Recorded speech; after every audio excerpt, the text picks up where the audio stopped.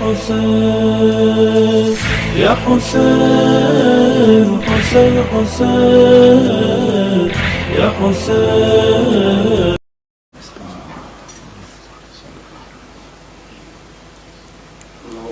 لا حول ولا قوة إلا بالله العلي العظيم. أعوذ بالله من الشيطان اللعين الرجيم. بسم الله الرحمن الرحيم. الحمد لله رب العالمين. الصلاة والسلام والتحية والإكرام على خير خلقه سيدنا ومولانا والشفيع ذنوبنا أبي القاسم محمد وآله الطيبين الطاهرين المعصومين المظلومين ولعنة الله على أعدائهم أجمعين. أما بعد فقد قال الله تبارك وتعالى في كتابه الكريم. بسم الله الرحمن الرحيم.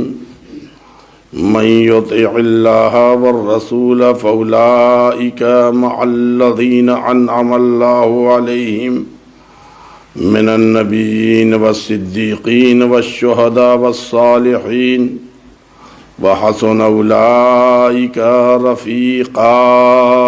صلوات ورد محمد.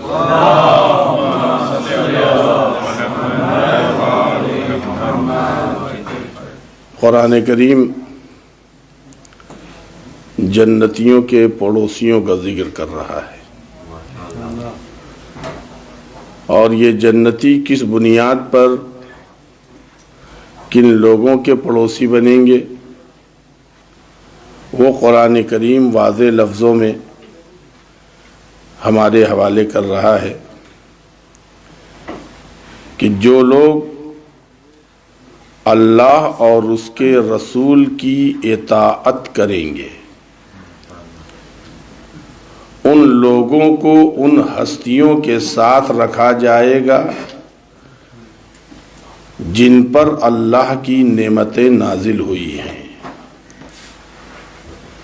جن ہستیوں پر اللہ کی نعمتیں نازل ہوئی ہیں انہی ہستیوں کے ساتھ ان لوگوں کو رکھا جائے گا جو اللہ اور اس کے رسول کی اطاعت کریں گے. اور وہ کون لوگ ہیں جن پر اللہ کی نعمتیں نازل ہوئی ہیں وہ بھی قرآن کریم نے واضح کیا ہے تاکہ امت اسے اختلافی نہ بنانے پائے. اور اللہ نے صاحبان ایمان کو روزانہ 10 مرتبہ سورہ حمد پڑھنے کو واجب کیا ہے. 17 رکعت نمازیں واجب ہیں 24 گھنٹے میں، اور ان میں 10 مرتبہ سورہ حمد ہے کہ میرا بندہ میری بارگاہ میں آ کر یہ دعا کرے کہ خدایا اہدنا الصراط المستقیم صراط الذین انعمت علیہم.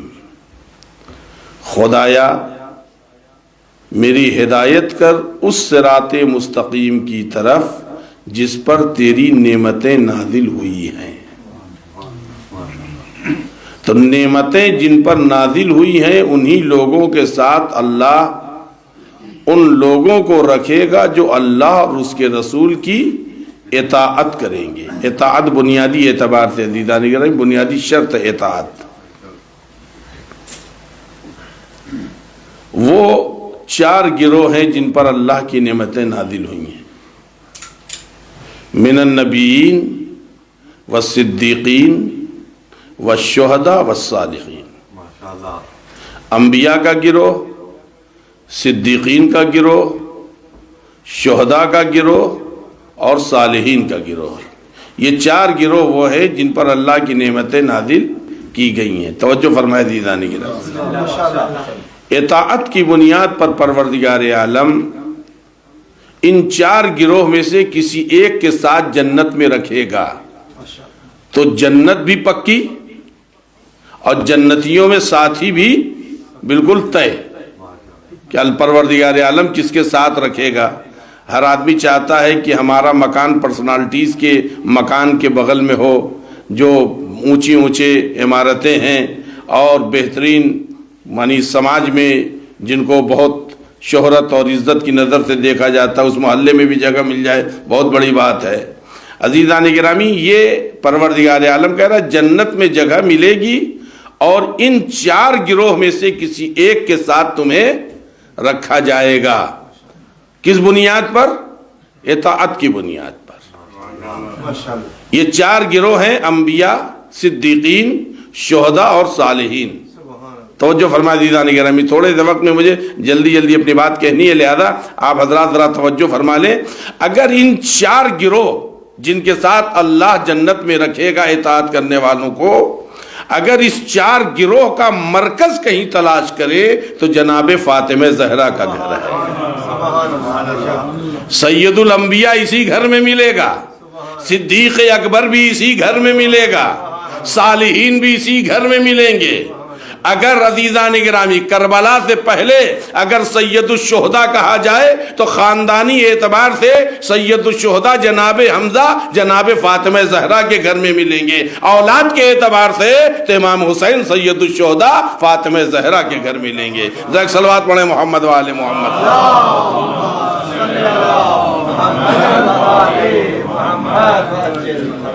اطاعت کی بنیاد پر عزیزان گرامی اللہ تعالیٰ نے اطاعت مانگا ہے، یعنی جو اطاعت کرے گا۔ توجہ فرما لیں عزیزان گرامی، ارباب بصیرت بھی، اہل مطالعہ بھی یہاں پر موجود ہے، لہذا یہ بات میں کہنا چاہتا ہوں کہ پروردگار عالم نے بنیادی شرط رکھی ہے اطاعت۔ اگر اطاعت کا جذبہ ہے تو عبادت ضرور پائی جائے گی، اور اگر عبادت کا جذبہ ہے تو ضروری نہیں ہے کہ وہاں اطاعت بھی پائی جائے۔ مگر اطاعت کا جذبہ ہے عزیزان گرامی، کبھی بھی اطاعت کرنے والا عادتاً عبادت گزار نہیں ہوتا ہے، بلکہ وہ اپنے مالک کی رضا کے مطابق وہ عبادت کرتا ہے۔ اطاعت کا جذبہ ہوتا ہے تو سونا بھی عبادت ہے، اطاعت کا جذبہ ہے تو سونا بھی عبادت ہے، اس کی ہر سانس تسبیح کے دانے کے برابر ہے۔ اگر اطاعت کا جذبہ ہے تو تلوار اٹھانا بھی عبادت ہے، تلوار روک لینا بھی عبادت ہے، بولنا بھی عبادت ہے، جاگنا بھی عبادت ہے، محراب میں جائے تو عبادت، میدان جنگ میں جائے تو عبادت۔ یہ کس بنیاد پر عزیزان گرامی؟ اطاعت کی بنیاد۔ برائے خوشنودی محمد و آل محمد صلوات۔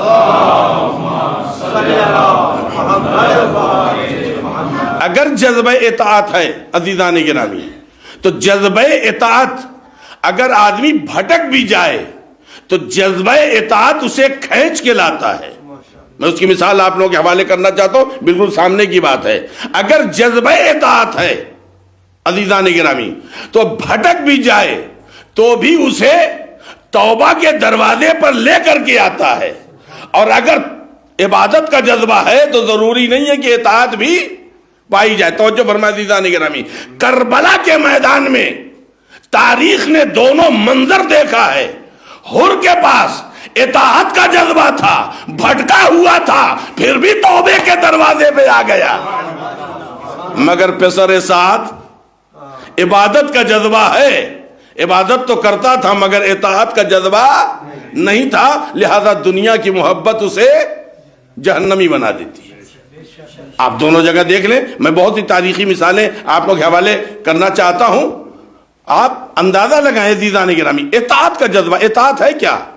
اطاعت یعنی ایک ایسا بنیادی طور سے نظریہ پیدا کرنا کہ میرا مالک کیا چاہتا ہے، میرا مالک کیا چاہتا ہے۔ ایک آدمی مسافر ہے، ایک آدمی مسافر ہے، ظاہر سی بات ہے نماز نہیں پڑھے گا تو واجب چھوٹ جائے گا، سفر بھی کرنا ہے تو اب بیٹھ کر کے آپ مصلی پر تسبیح پڑھنے لگیں گے تو ٹرین تو چھوٹی جائے گی. بھئی یو کے والوں کے طرح سب کے پاس فور ویلر تھوڑی پوری دنیا میں سب لوگ کار ہی سے سفر کرتے ہوں. ٹرین سے بھی سفر ہوتا ہے, بسوں سے بھی سفر ہوتا ہے. اب آدمی بیٹھ کر کے وہ لگے تسبیح پڑھنے کے لیے, لگے ساری دعائیں پڑھنے کے لیے, تو معلوم ہے پورا قافلہ چھوٹ گیا. آدمی گیا زیارت کرنے, زیارت پر ارے بقیہ آپ دعائیں پڑھ لیجئے بس میں بیٹھ کر کے, بس میں بیٹھ کر کے بقیہ دعائیں پڑھ لیجئے, مگر یہ کیا شرط ہے کہ آپ مصلی پہ بیٹھ کر کے پڑھیں؟ یہ عادتاً ہے.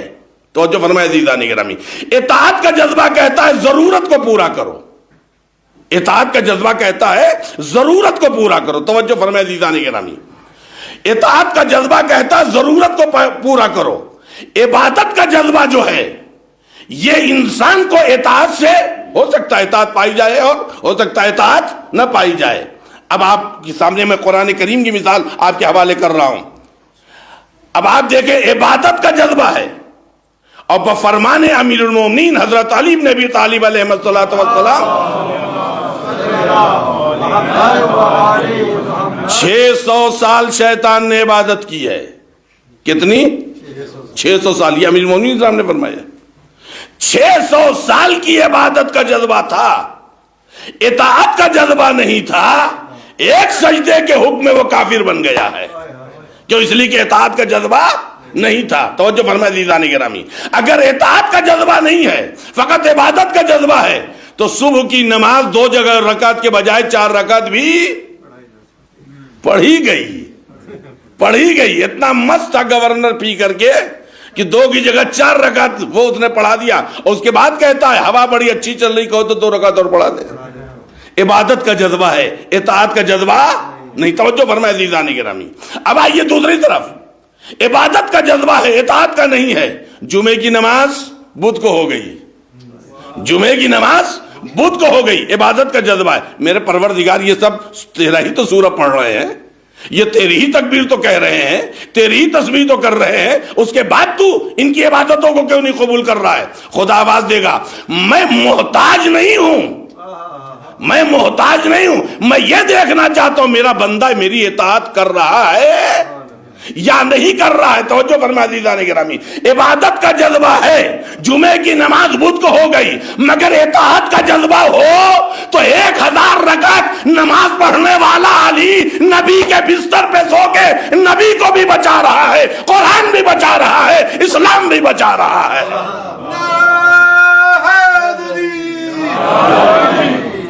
ذیک بابا دے بلند صلوات پڑھیں آپ حضرات.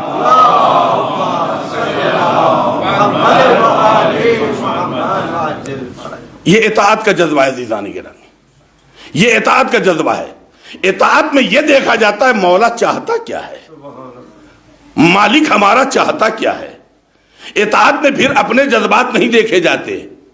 توجہ فرمائے عزیزان گرامی, اطاعت کی اگر منزل کو دیکھنا ہے معراج تک تو آپ کو علی نظر آئیں گے یا پھر کربلا میں عباس نظر آئیں گے. طاقت ہے, قوت ہے, سب کچھ ہے, مگر جناب عباس یہ دیکھ رہے ہیں کہ میرا امام کیا چاہتا ہے.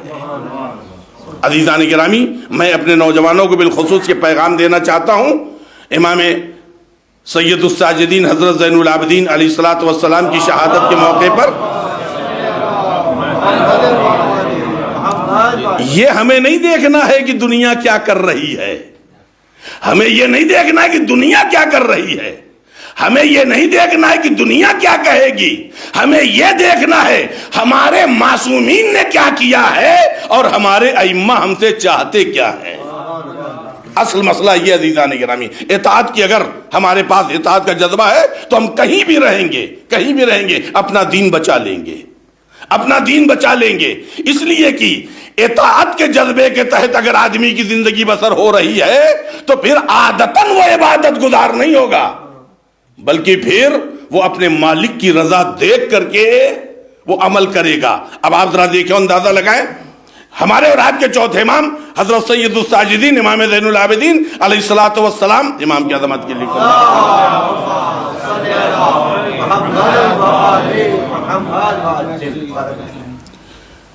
آپ جا رہے ہیں حج کرنے, چوتھے امام جا رہے ہیں حج کرنے، اور امام کی عمر جو اس روایت نے بتائی ہے غالباً 9 سے 10 سال، یعنی گویا امام کا بچپنا ہے۔ ایک صلوات پڑھیں آپ حضرات۔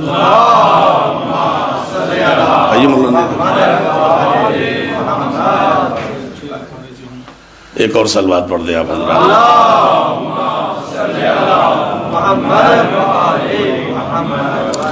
روایت نے امام کی عمر لفظوں میں تو نہیں لکھا ہے، مگر روایت نے جو خبر دی ہے، جو اس سے معنی و مفہوم نکل رہا ہے، امام کی عمر 9 سال یا 10 سال رہی ہوگی، زیادہ سے زیادہ، ورنہ 8 اور 10 کے درمیان، یعنی یہ امام کا بچپنا ہے۔ اور امام جا رہے ہیں کہاں؟ حج کرنے۔ پیدل امام چلے جا رہے ہیں۔ صحرا میں ابراہیم ابن ادہم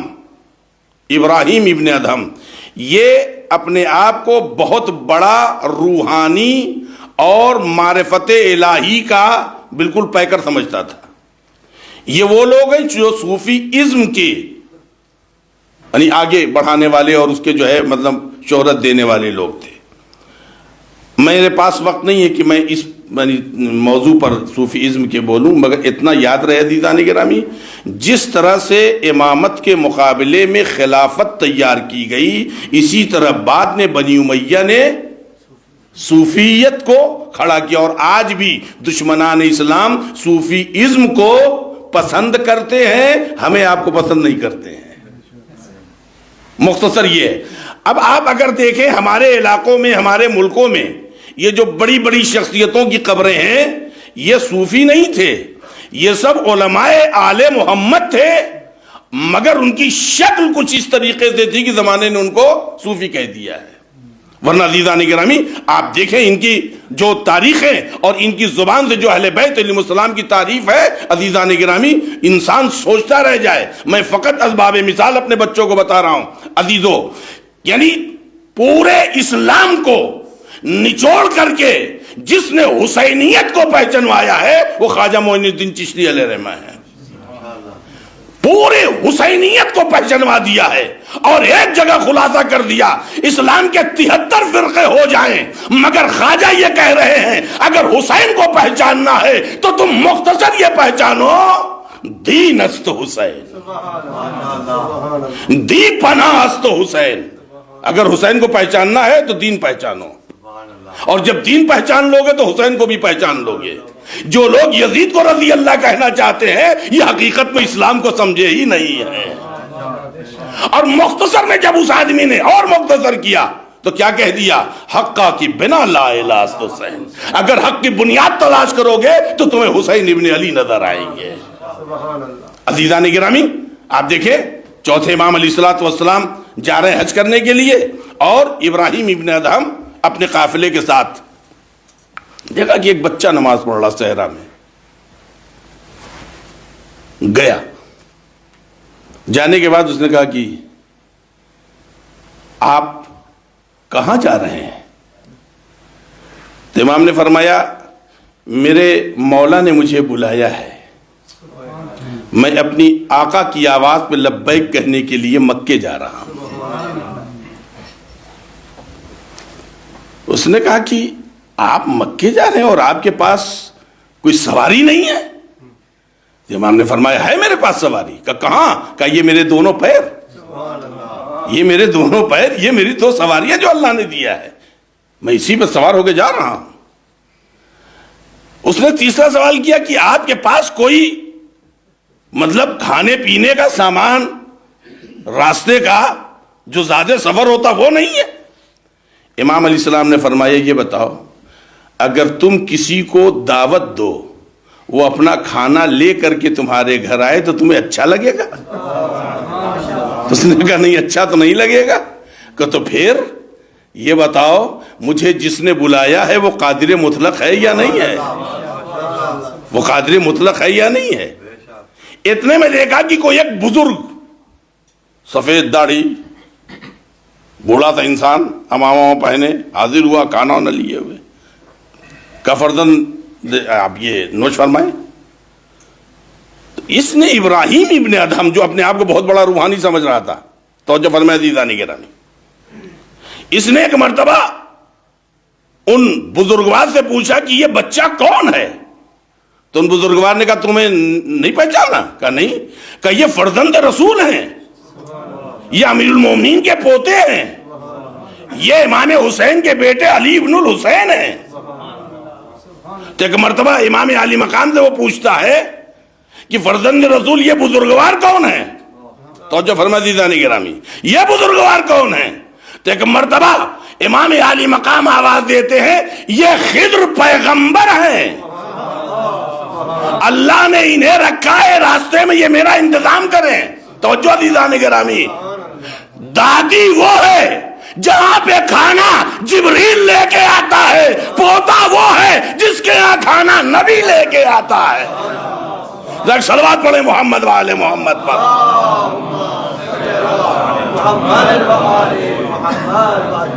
آپ محسوس کریں عزیزان گرامی، امام علی مقام علیہ السلام نے اپنے آپ کو اطاعت کی اس منزل تک پہنچایا ہے، اطاعت کی اس منزل تک پہنچایا ہے، ہر بات یقین کی بنیاد پر ہے، ہر بات یقین کی بنیاد پر ہے۔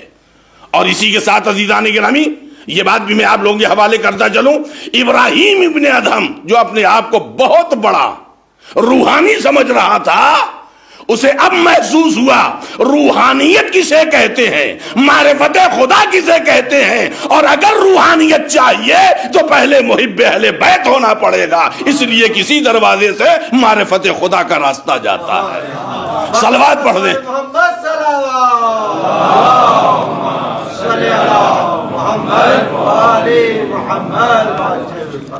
عزیزان گرامی، چوتھے امام کی شہادت کی تاریخ ہے، انشاءاللہ تعالی بقیہ جو باتیں کل میں انشاءاللہ مجلس میں پیش کروں گا۔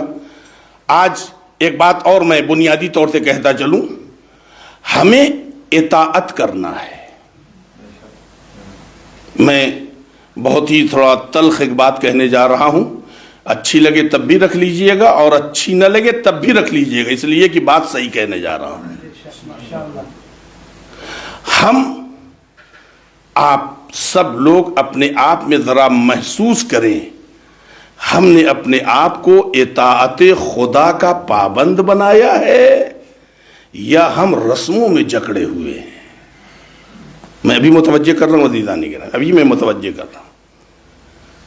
ہم جتنے بھی گارجین ہیں اور جتنے بھی ادارہ جات ہیں، پوری دنیا کی میں بات کر رہا ہوں، میں ایک جگہ کی نہیں، اور جتنے بھی سینٹرز ہیں سب کے ذمہ دار، یعنی ایک جگہ کی بات نہیں کر رہا، میں سب سے ایک بات کہنا چاہتا ہوں، یہ بتائیے کیا ہم نے ضرورت کے تحت مقصد کربلا بچایا ہے یا نہیں بچایا؟ مجلسیں تو سبھی کرتے ہیں، مجلسیں تو سبھی کرتے ہیں، مرثیے تو سبھی پڑھتے ہیں، علماء تو منبر پہ آتے رہتے ہیں۔ سوال اس بات کا ہے، آیا ہم نے اپنی قوم کی دینی ضرورت کو پورا کیا یا نہیں کیا؟ بڑی بڑی بلڈنگیں بنانا یہ کام نہیں ہے، کام ہے مگر بنیادی کام نہیں ہے۔ بڑے بڑے آپ کے حال خرید لینا یہ کوئی بہت بڑا کمال نہیں ہے۔ کمال یہ ہے کہ ہم نے ضرورت کے تحت اپنی قوم کے نوجوانوں کی پرورش کی ہے یا نہیں کی ہے، بات اصلی یہ ہے۔ رسماً سبھی پیش نماز رکھتے ہیں، ہم بھی پیش نماز رکھتے ہیں، رسماً سبھی جو ہے ذاکرین اور علماء کو بلاتے ہیں، ہم بھی بلاتے ہیں۔ بات اصل یہ ہے کہ مقصد شبیر کیا ہے، اور ہم نے مقصد شبیر اپنی نئی نسل تک پہنچایا یا نہیں پہنچایا۔ میں آپ لوگوں سے کہتا ہوں اپنے اپنے بچوں سے ذرا ایک دن پوچھئے گا، اور نہ تو آج ہی پوچھ لیجئے گا، اللہ کی وحدانیت پر تمہارے پاس کیا دلیل ہے کہ اللہ کو ایک ثابت کر سکو؟ تم پیغمبر اسلام کو کیوں خاتم الانبیاء مانتے ہو؟ اس پر تمہارے پاس کیا دلیل ہے؟ تم مولا کائنات کو خلیفہ بلا فصل کیوں مانتے ہو؟ اس پر تمہارے پاس کیا دلیل ہے؟ تم ائمہ معصومین یعنی 12 ائمہ معصومین کا عقیدہ رکھتے ہو، اس پر تمہارے پاس کیا دلیل ہے؟ عزیزان گرامی ذرا ایک مرتبہ اپنے نوجوانوں سے، اپنے بچوں سے پوچھئے گا، پھر پتہ یہ چلے گا ہم نے آیا ضرورت دین پہنچایا یا نہیں پہنچایا۔ اگر نہیں پہنچایا تو سب کے سب مسئول ہیں امام حسین کی نظر میں، امام حسین صاحب کی نظر میں سب مسئول ہیں، پھر سب ذمہ دار ہیں، پھر سب جواب دیں۔ اطاعت خدا یہ نہیں ہے جو سب کر رہے ہیں وہی ہم کر رہے ہیں، اطاعت خدا یہ ہے آیا ہم نے دین کی ضرورت کو پورا کیا یا نہیں کیا ہے۔ عزیزوں میرے دوستو، یہ یاد رہے، میں ایک بات عموماً کہا کرتا ہوں، آج پھر کہہ رہا ہوں، ہم اپنے بچوں کو جب تک 7-8 سال کے ہوتے مار پیٹ قرآن وغیرہ پڑھا لیتے، بہت بڑا کام کر لیتے ہیں، مگر جب ہمارا بچہ 10 سال کے بعد 12 سال 13 سال 14 سال 15 سال کا جب وہ شعور سنبھالتا ہے، جب اس کی عقل کے دروازے کھلتے ہیں، تو ہم اپنے نوجوانوں کو لاوارث چھوڑ دیتے ہیں اور ان کی دینی ضرورت کا اہتمام نہیں کرتے، ہم ان کی دینی ضرورت کا اہتمام نہیں کرتے۔ جبکہ عزیزان گرامی، ہم مجالس امام حسین علیہ السلام میں ایصال ثواب کے لیے تبرک دیتے ہیں، ہم نذر دیتے ہیں، ہم پیسے دیتے ہیں، بہت ثواب ہے، مگر اس سے کہیں زیادہ ثواب وہ ہے کہ اگر ایک نوجوان پہ ہمارا پیسہ لگا ہے جس نے توحید الہی سیکھ لیا ہے، جس نے رسالت کو سمجھ لیا ہے، جس نے امامت کو سمجھ لیا ہے، سرکار سید الشہداء حضرت امام حسین علیہ السلام، ایک صلوات پڑھیں امام کے لیے۔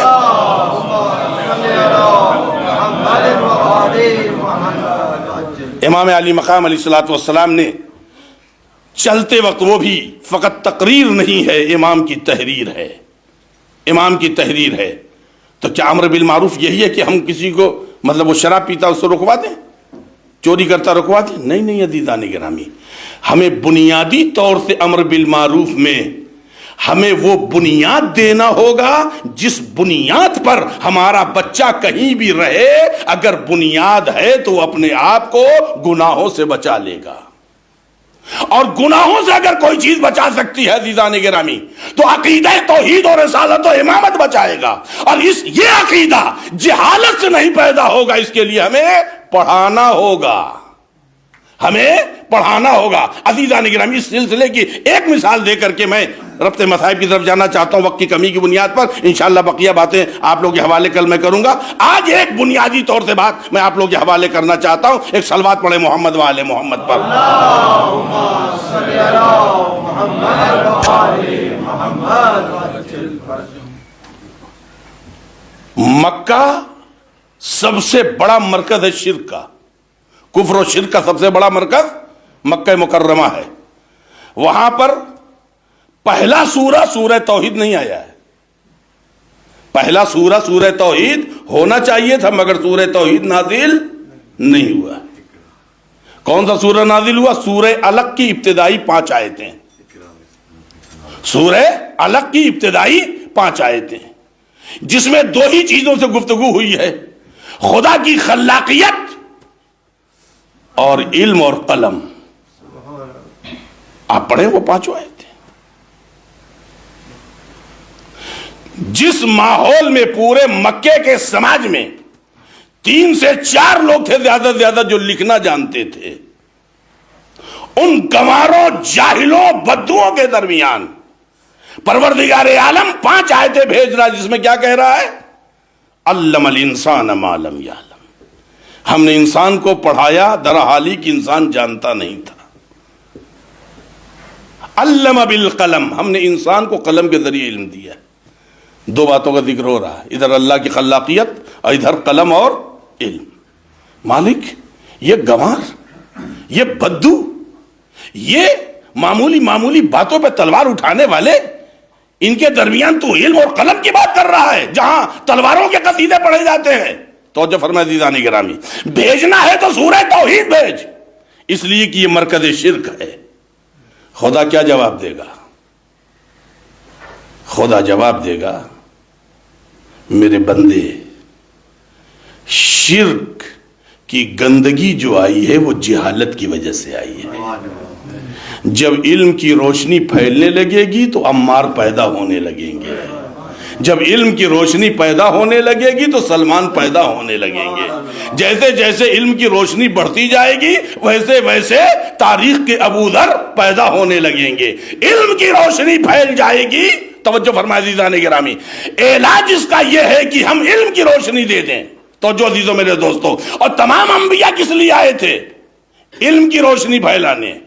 اور ہم اپنے آقا اور مولا امیر المومنین حضرت علی بن ابی طالب علیہ السلام کے لیے کہتے بھی ہیں مدینۃ العلم کے دروازہ ہے, باب مدینۃ العلم مولا کائنات. عزیزان گرامی, تو باب مدینۃ العلم کا چاہنے والا توحید نہ سمجھتا ہو, رسالت پر دلیل نہ رکھتا ہو, امامت کو دلیلوں سے نہیں پہچانتا ہے. ہم شیعہ گھرانے میں تھے لہذا ہے شیعہ, مجلسوں میں سنا ہے لہذا سن لیا ہے. عزیزان گرامی, اگر ہم نے اپنے نوجوانوں کو گود نہیں لیا تو کل امام حسین کو جواب دینا ہوگا, چاہے جو بھی کر لیجئے, چاہے جو بھی کر لیجئے. ہمیں یہ دیکھنا ہوگا عزیزان گرامی, ہم نے اپنے نوجوانوں کو توحید پڑھایا ہی یا نہیں, ہم نے اپنے نوجوانوں کو رسالت پڑھایا ہے یا نہیں, ہم نے اپنے نوجوانوں کو امامت پڑھایا ہے یا نہیں. عزیزوں میرے دوستو, اگر ہم نے پڑھایا ہے تو یہ یقین سے کہیے کہ میرا نوجوان کبھی گمراہ نہیں ہو سکتا ہے. یہ پھر معرفت حسین کے ساتھ عزاداری کرے گا. پھر یہ جو چھوٹے چھوٹے جاہلوں والے سوال ہمارے سماج میں اٹھتے ہیں یہ اٹھنا بند ہو جائیں گے. کیوں؟ اس لیے کہ علم کی روشنی پھیل گئی ہے, اس لیے کہ علم کی روشنی پھیل گئی ہے. عزیزوں میرے دوستو, میں پھر آپ لوگوں سے کہہ رہا ہوں, ذرا گھر جائیے گا, اپنے بچوں سے توحید پر دلیل پوچھ لیجئے گا, اس کی عدالت پہ دلیل پوچھ لیجئے گا. اگر بچہ نہ بتا پائے تو اس کا ماتم نہ کریے گا, اپنی سرپرستی کا ماتم کیجئے گا کہ ہم نے ابھی تک اپنے بچوں کو حسین تو دیا, حسینیت نہیں دیا ہے. حسین تو دیا, عزاداری تھی, ہم نے فرض دیا ہے, ہم نے مجلس امام حسین السلام دیا, مگر ابھی ہم نے حسینیت یعنی گویا مقصد کربلا نہیں دیا ہے. اور اگر ہم نے مقصد کربلا اپنے نوجوانوں کو نہیں دیا ہے عزیزان گرامی, تو اس میں سب کے سب ذمہ دار ہیں, سب کے سب ذمہ دار ہیں. لہذا قرآن کریم کیا کہہ رہا ہے؟ اطاعت کا جذبہ پیدا کرو, عبادت کا جذبہ نہ پیدا کرو. اگر اطاعت کا جذبہ رہے گا تو پھر یہ یاد رہے, اگر بھٹک بھی گئے ہو تو حر بن کر کے آ جاؤ گے. اور اگر عبادت کا جذبہ ہے تو پھر کسی وقت بھی تمہیں شیطان گمراہ کر کے پسر ساتھ بھی بنا سکتا ہے. اطاعت کا جذبہ پیدا کرو. اطاعت کا جذبہ رہے گا تو پھر ہم اپنے مالک کی رضا کے مطابق عمل کریں گے. لہذا چوتھے امام علیہ السلام نے ہمیں اور آپ کو جس چیز کی طرف متوجہ کیا ہے اپنی زندگی میں, عزیزو, امام علی مقام علیہ السلام نے نہ جذبات سے کام لیا ہے, نہ امام علی مقام علیہ السلام نے حالات اور زمانے پر نظر کیے بغیر امام علی مقام نے کوئی فیصلہ کیا ہے. تمام امام کا فیصلہ جو تھا وہ اطاعت الہی کی بنیاد پر تھا. یہی وجہ ہے اس دور سے دین بچ کے ہم تک آیا ہے جس دور میں اسلام کو پھانسی دی جا رہی تھی, مگر ہمارے ائمہ نے اپنے آپ کو اطاعت کا پرستار بنایا جس کی بنیاد پر عقل کی روشنی میں یہ اسلام پھیلتا چلا گیا اور یہ حسینیت ہم اور آپ تک آ گئی ہے. عزیزان گرامی, ہمارے اور آپ کے چوتھے امام علیہ السلام نے, ورنہ اگر اطاعت کا معاملہ نہیں ہوتا, ایک بددعا امام کی, جذبہ تو یہی کہہ رہا ہے ایک بددعا کرو معاملہ ختم ہو جائے, مگر امام علی مقام علیہ السلام نے ان جذبات کا سہارا نہیں لیا جو ہمارے اور آپ کے دلوں میں مچل رہے ہیں, بلکہ امام نے اطاعت الہی کا. اسی لیے جناب زینب اولیاء مقام سے جب اس نے کہا ابن زیاد نے کہ دیکھا تمہارے بھائی کے ساتھ اللہ نے کیا کیا, تو جناب شہزادی نے کیا جواب دیا؟ ما رأیت الا جمیلا, میں نے اپنے مالک سے سوائے خوبی اور اچھائی کے کچھ بدی میں نے دیکھا ہی نہیں ہے. یہ کس بنیاد پہ جناب زینب کہہ سکتی ہیں؟ اس لیے کہ جناب زینب عقیدہ توحید سے سرشار تھی, عقیدہ امامت کی سرشار تھی. جناب زینب عزیزان گرامی وہ چشمہ ہے جہاں سے توحید کی نہریں جاری ہوتی ہیں, جہاں سے امامت, معرفت امامت کی نہریں جاری ہوتی ہیں. جناب زینب اولیاء مقام نے ان حالات میں اپنے آپ کو پیش کیا ہے تو کیا بنا کر کے؟ مطیع خدا بنا کر کے پیش کیا. اب آپ اس زمانے کو یاد کریں عزادارو, یقیناً ہاتھوں میں ہتکڑی ہے, پاؤں میں بیڑی ہے, گلے میں توق خاردار ہے, اور بہت مشکل ہے وہ وقت، بہت مشکل ہے. اور یہی نہیں بلکہ حقیقت تو یہ ہے ہر جانور کا ذبیحہ الگ ہے، ہر جانور کا ذبیحہ الگ ہے. چھوٹے جانور کو چھری ان کی شہرک پہ چلائی جاتی ہے، اونٹ ہے تو اسے نہر کیا جاتا ہے. مچھلی کا ذبیحہ یہ ہے کہ اسے زندہ پانی سے نکالا جائے. اسی طرح شہادتیں بھی الگ الگ ہیں. مردوں کی شہادت ہے کہ میدان جنگ میں جائیں، جنگ کریں اور شہید ہو جائیں. ایک صاحب عفت اور صاحب غیرت عورت کی شہادت یہ ہے کہ اسے بے پردہ خیمے سے باہر نکال دیا. اسی لیے میں کہتا ہوں کہ جناب زینب اولیاء مقام کا ایک مقتل نہیں تھا، جناب زینب کے 3 مقتل ہیں. کربلا میں زینب ذبح کی گئی جب خیمے سے باہر نکلی، کوفے میں زینب ذبح ہو گئی جب بازار کوفہ دربار ابن زیاد میں لایا گیا، شام میں زینب ذبح ہو گئی جب بے مخنہ و چادر شہزادی کو بازار شام و دربار یزید میں لایا گیا. چوتھے امام علیہ السلام سے جب بھی پوچھا گیا مولا سب سے زیادہ تکلیف کہاں پہنچی ہے، تو میرا امام کیا کہتا تھا؟ ہائے الشام، ہائے الشام.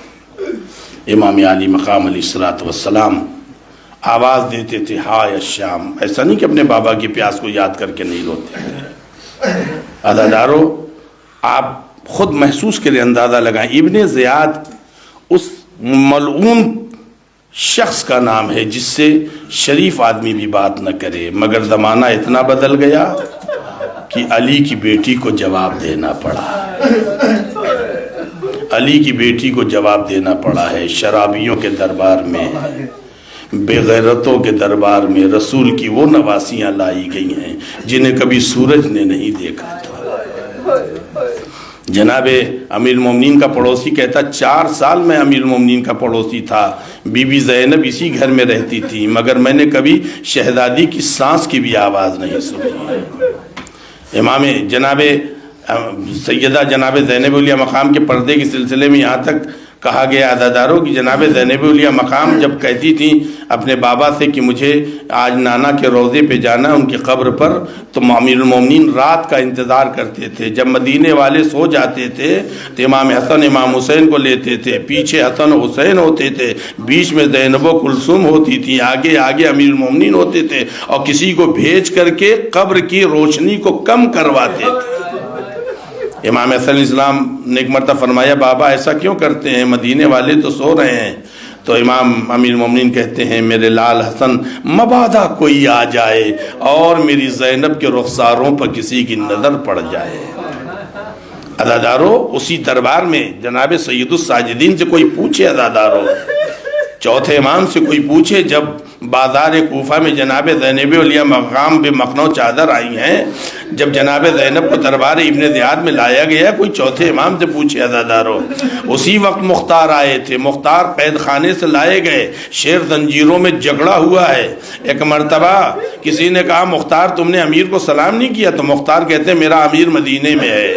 ابن زیاد کہتا نہیں تمہارا امیر میرے دربار میں ہے. مختار تڑپ کے کہتے ہیں اے جھوٹے، تیرے نجس دربار میں میرا امام قدم نہیں رکھ سکتا. امام علی مقام علیہ السلام عزاداروں وہیں کھڑے ہیں جب مختار سے ابن زیاد کا مکالمہ ہو رہا ہے. تو ایک مرتبہ جیسے ہی یہ کہا جناب مختار نے کہ تیرے نجس دربار میں میرا حسین نہیں آ سکتا ہے، عزاداروں ایک مرتبہ اس ظالم نے فقط تش سے رومال ہٹایا، ارے مختار نے دیکھا امام حسین کا کٹا ہوا سر، شیر کو جلال آیا. ایک مرتبہ جو انگڑائی لی تو لوہے کی زنجیریں ٹوٹ گئیں. وہیں ایک شخص کھڑا تھا چاہے اس کی تلوار لے کے ابن زیاد پہ حملہ کریں، پیچھے سے آواز آئی مختار صبر کرو، بابا میرا کربلا میں مارا گیا، مختار صبر کرو، میرے بابا نے اطاعت خدا میں اپنی جان دی ہے، مگر میرا دل کہتا امام نے کہا ہوگا مگر مختار پلٹ کے نہ دیکھنا، پھوپھی اماں بھی یہیں کھڑی ہے. جزاکم اللہ خیر الجزا. خدایا ان آوازوں پہ اپنی رحمت نازل فرما. عزادارو آپ محسوس کرو، اندازہ لگائیں ان مصیبت آل محمد علیہ السلام. اور جب بھی چوتھے امام سے پوچھا گیا مولا سب سے زیادہ تکلیف کہاں پہنچی ہے، تو امام علی مقام کیا کہتے تھے ہائے الشام، عزادارو کوفے کا نام امام نے نہیں لیا، کیوں؟ اس لیے کہ یہاں پھر بھی جو تھے وہ مسلمان تھے، مگر یزید کے دربار میں 700 کرسی نشینوں کا مجمع تھا، دوسرے ملکوں کے سفیر بلائے گئے تھے، یہود و نصارہ کے سفیر بیٹھے ہوئے تھے، جہاں زہرا کی بیٹیاں ننگے سر لائی گئی۔ امام عالی مقام ایسا نہیں کہ اپنے بابا کی پیار کو یاد کر کے نہیں روتے تھے۔ راوی کہتا ہے عزادارو وہ رات کا سناٹا تھا، مدینے میں جناب سید الساجدین کے کانوں میں ایک آواز آتی ہے، عزادارو میں غریب ہوں۔ امام تڑپ گئے، اندھیرا ہے، امام نے دروازہ کھولا، گھر کے باہر نکلے، امام عالی مقام علیہ السلام نے آواز دی، بھائی عرب تو کہاں ہے، ذرا رک جا۔ وہ رک گیا، امام نزدیک پہنچے، پوچھا کہ یہ بتا میرے بھائی عرب تو غریب ہے؟ کہا مولا بہت غریب ہوں۔ کہا تو غریب ہے؟ کہا مولا بہت غریب ہوں۔ امام فرماتے یہ بتا اگر تجھے ابھی موت آ جائے تو تجھے غسل دیا جائے گا؟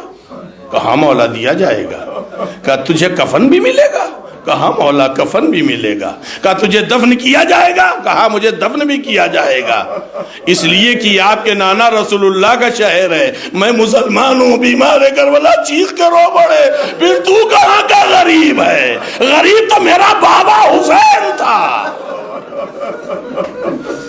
غریب تو میرا بابا حسین تھا جو نواسہ رسول بھی تھا، فرزند فاطمہ بھی تھا۔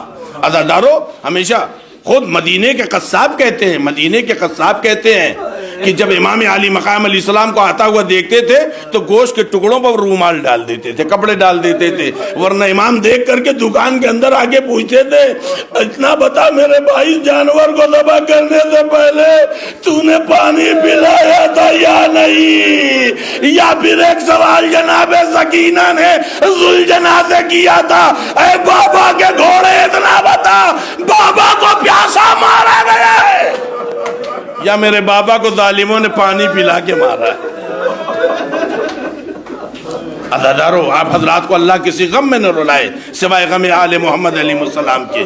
آپ کی آنکھیں نم ہو گئی، آپ کی آوازیں بلند ہو گئی عزادارو، انشاءاللہ اس کے بعد شب یہ تابوت آپ کے سامنے ہوگا، مگر ہاں عزادارو بس ایک روایت آپ کے حوالے کرتا ہوں، انشاءاللہ رونے کے لیے کافی ہے۔ عزادارو امام علی مقام علیہ السلام اپنے بابا کو یاد کر کے کتنا روتے ہیں عزادارو، اور پھر اس میں زینب و کلثوم کے پردہ۔